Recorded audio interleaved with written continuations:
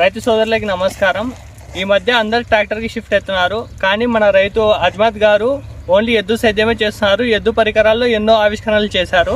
ఆయన గురించి ఈ ట్రాక్టర్కి ప్లస్ ఎద్దు సేద్యాలకి తేడా ఏదో మనం కనుక్కుందాం. తేడా ఏమో దిగుబడిలో ఏమైనా తేడా ఉంటుందా? భూమికి ఏమైనా ఎద్దులది మనకి బాగుంటది.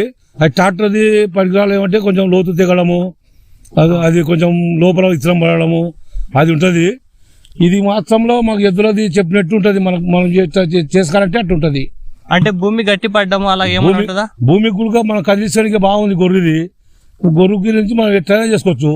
జొన్న చేసుకోవచ్చు, మొక్కజొన్న చేసుకోవచ్చు, మన సోయాబీన్ చేసుకోవచ్చు. మనం ఎట్లా కావాల్సి అట్లా చేసుకోవచ్చు. దిగుబడి ట్రాక్టర్ సేద్యానికి దీనికి ఏమైనా తేడా ఉంటుందా? దిగుబడి చాలా తేడా ఉంటది. ట్రాక్టర్ కు దీనికి చాలా తేడా ఉంటది. ఈ ట్రాక్టర్ చేస్తే దగ్గర ఎక్కువ పడతాయి ఇత్తనాలు. ఎద్దులతో వేస్తే కనుక మనసు నాటించుకుంటే బాగుంటది. ఎద్దులతో ఇత్తనం వేసుకుంటే బాగుంటది.